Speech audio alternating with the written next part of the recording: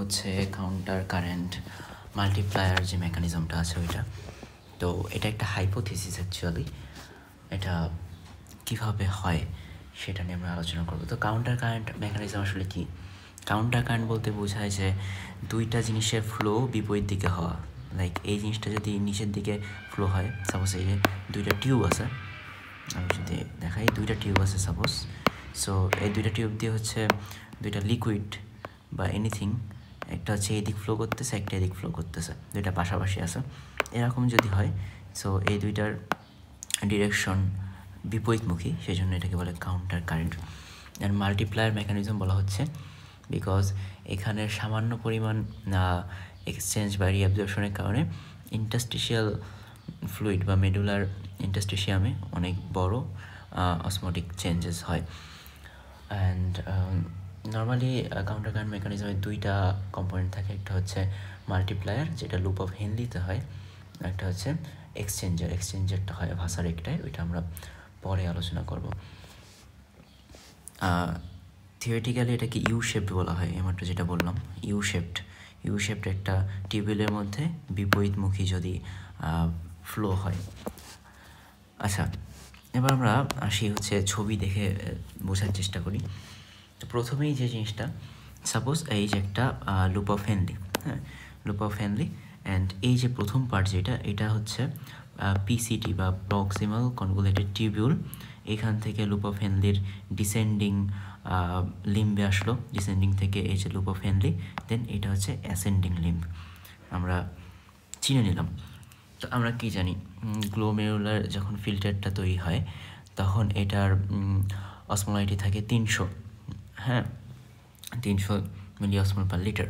তো ওই একই পরিমাণ হচ্ছে পিসিটিতেও থাকে, বিকজ পিসিটিতে ওয়াটার প্লাস সলিউট সবই রিঅ্যাবজর্ব হতে পারে ইকুয়াল পরিমাণে, ইকুয়াল একই সাথে একই রেটে।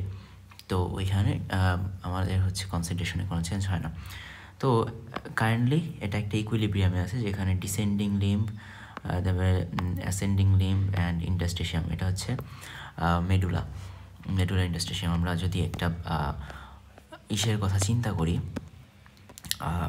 নেফ্রনের কথা, তো এটা দুইটা পার্ট থাকে, একটা কর্টেক্স, একটা মেডুলা। কর্টেক্স মেডুলা বা দুইটা ভাগ, একটা হচ্ছে আউটার, একটা inner. Outer medulla, inner medulla. তো এই অংশটা হচ্ছে মেডুলার ভিতর, আর এই অংশটা হচ্ছে কর্টেক্সের ভিতর। তো লুপ অফ হেনলি আমরা দেখতে পাচ্ছি যে মেইনলি মেডুলার ভিতর থাকে। তো এখানে আমরা একটা সাম্যাবস্থায় অবস্থান করতেছি। এখন আমাদের প্রথম যে ঘটনাটা ঘটবে সেটা হচ্ছে, এর আগে একটা বেসিক আমাদের জেনে নেওয়া দরকার। এই যে ডিসেন্ডিং যেটা আছে লিম্ব, এটা হচ্ছে ওয়াটার পারমিয়েবল কিন্তু সলিউট ইমপারমিয়েবল, অর্থাৎ এখান দিয়ে পানি বাইরে আসতে পারবে কিন্তু কোনো সলিউট বা ইলেকট্রোলাইটস যেগুলো সোডিয়াম পটাশিয়াম বা এই টাইপের যেই আয়নগুলো আছে সেগুলো কিন্তু ডিফিউজ হয়ে বাইরে আসতে পারবে না। আর যে অ্যাসেন্ডিং পার্টটা আছে এটা উল্টা, এখানে হচ্ছে ওয়াটার ইমপারমিয়েবল কিন্তু সলিউট পারমিয়েবল, মানে সলিউট বাইরে আসতে পারবে কিন্তু ওয়াটার বাইরে আসতে পারবে না। দেন আরেকটা বেসিক আমাদের বোঝা দরকার অসমোলাইটির ব্যাপারটা। অসমোলাইটি বেশি কখন, অসমোলাইটি কম কখন? যদি নির্দিষ্ট পরিমাণ পানির ভিতর বেশি পরিমাণ সলিউট থাকে সেটা বেশি অসমোলাইটি, কম পরিমাণ থাকলে কম অসমোলাইটি। আবার এখানে আমরা কি পানিটাকে কনস্ট্যান্ট রাখছি যে একই পরিমাণ পানিতে সলিউট বেশি দিলে অসমোলাইটি বেশি, সলিউট কম দিলে অসমোলাইটি কম। এখন আমরা পার্টিকেলস বা সলিউটের পরিমাণটা কনস্ট্যান্ট রাখি, পানিটা চেঞ্জ করি।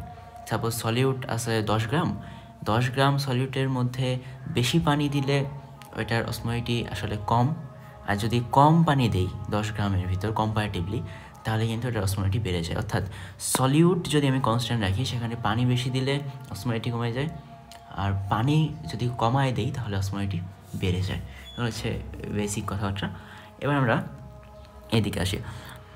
তো এই যে ascending limb of loop of Henle, এইখানে একটা ট্রান্সপোর্টার থাকে যেটাকে বলে সোডিয়াম পটাশিয়াম ক্লোরাইড কো ট্রান্সপোর্টার। তো এইটার মাধ্যমে যে জিনিসটা হয়, ট্রান্সপোর্টার দিয়ে এখান দিয়ে আয়নগুলা হচ্ছে বেসিক্যালি সোডিয়াম ক্লোরাইড বা সোডিয়াম আর ক্লোরাইড আয়ন, এগুলো হচ্ছে অ্যাসেন্ডিং লিম্ব থেকে এই যে কর্টেক্সের, এখানে যদি বাইরে চিন্তা করি কর্টেক্সের ইন্টারস্টিশিয়াম বা ইন্টারস্টিশিয়াল ফ্লুইডে পাস করে।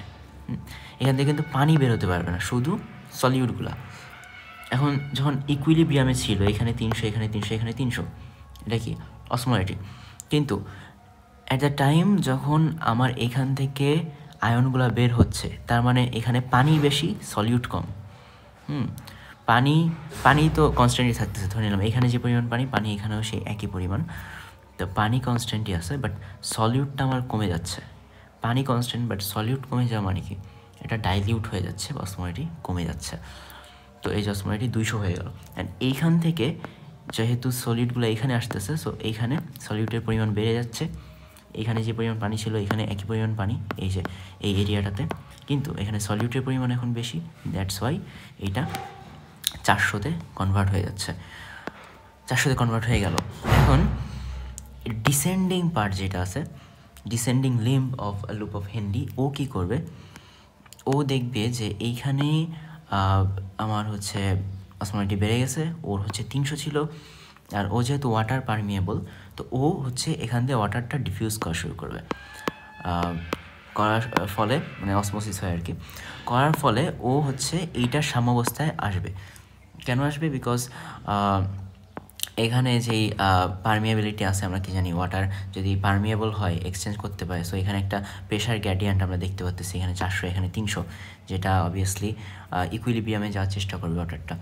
সেজন্য এইখান থেকে এইখানে এসে এইখানে থেকে এখানে রিঅ্যাবজর্পশন হবে ওয়াটার, দ্যাটস ওয়াই এইখানে আগে যে পরিমাণ পানি ছিল এখন পানিটা কমে যাচ্ছে, কিন্তু যে পরিমাণ সলিউট ছিল সেই পরিমাণ সলিউটই আছে, বা অসমোটিক্যালি অ্যাক্টিভ যে সলিউট জিনিসগুলো ছিল। তো পানি যেহেতু কমে যাচ্ছে, তার মানে অসমোলারিটি বেড়ে যাবে, সেই জন্য এখানে 400 হয়ে যাচ্ছে। তো এই যে 400 আর এখানে 200 আমরা এখান থেকে পাইছি। তো এই যে একটা অবস্থা ক্রিয়েট হলো। এখন এই যে সবসময় তো একই পরিমাণ লিকুইড এখানে থাকবে না, নতুন লিকুইড এখান দিয়ে আসবে, এখান দিয়ে ফ্লো হবে, মানে কনস্ট্যান্টলি তো নতুন লিকুইড আসতেছে। তো এই যে আমরা 300 দেখতে পাচ্ছি, এটা হচ্ছে আবার নতুন করে লিকুইড পিসিটি বা প্রক্সিমাল কনভার্টেড টিউবিউল থেকে এখানে এন্টার করতেছে। তো এই যে এন্টার করলো 300, এই 400, এই দুটো ইকুইলিব্রিয়ামে চলে আসছে, এই 300 এই যে আস্তে আস্তে ঢুকতেছে।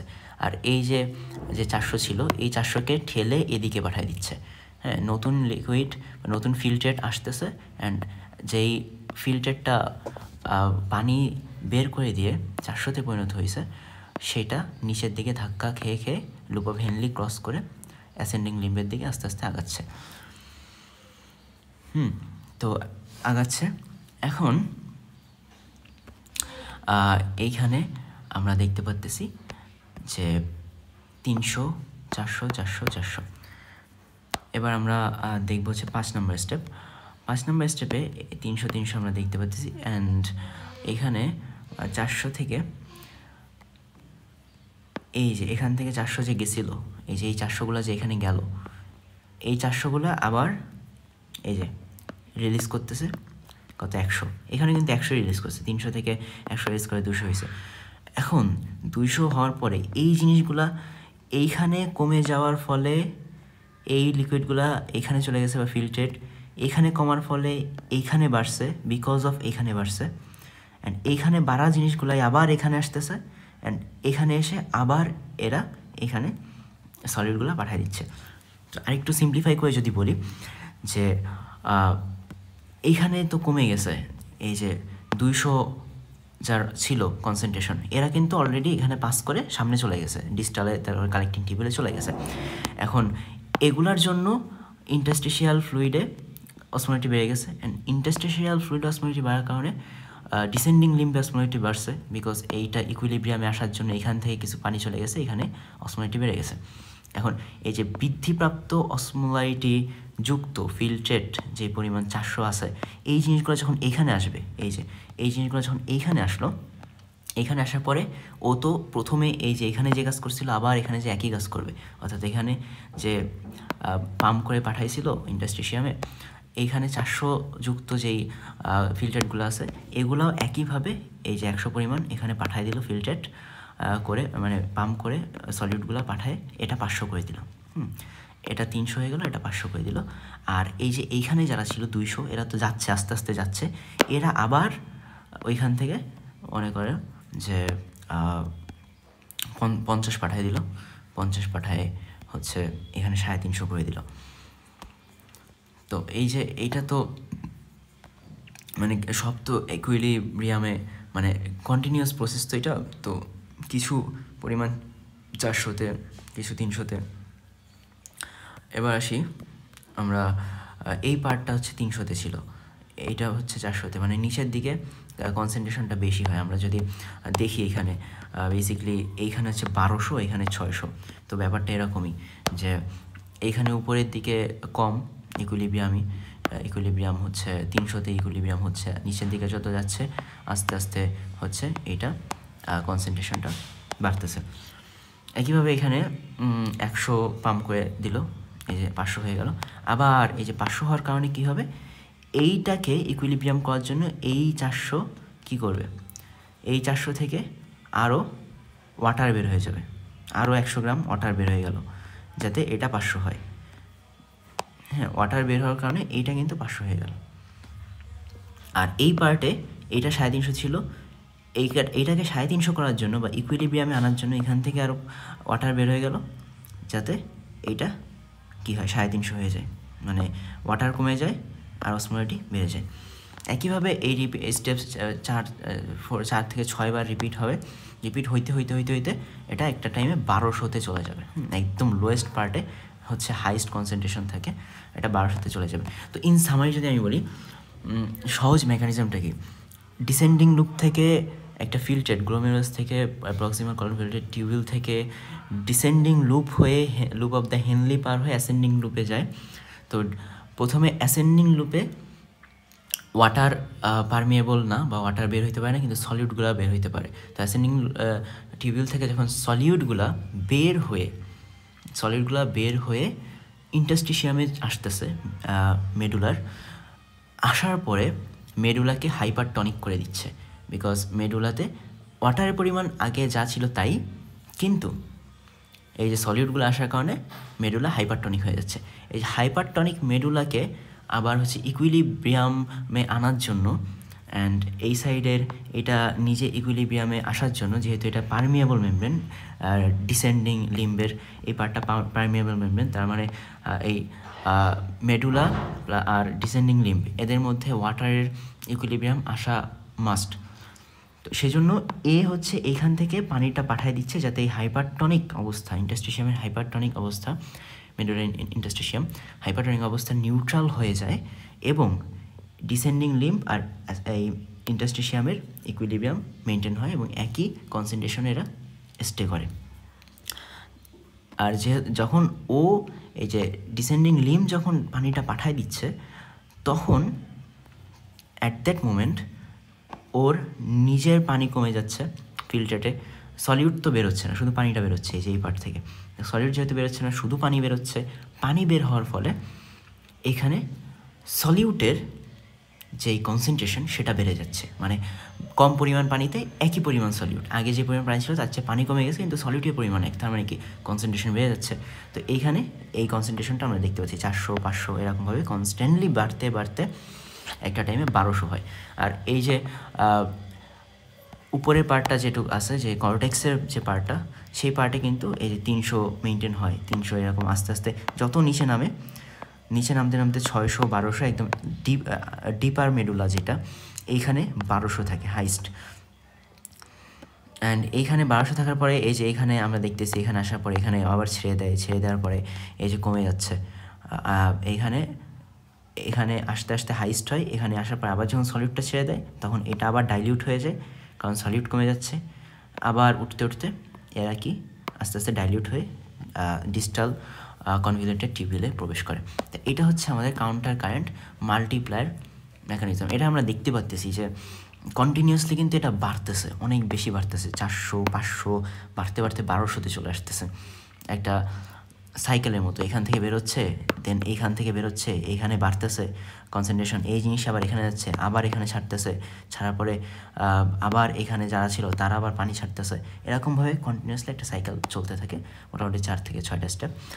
এইভাবে আমাদের হচ্ছে কাউন্টার কারেন্ট মাল্টিপ্লায়ার মেকানিজম সংগঠিত হয়।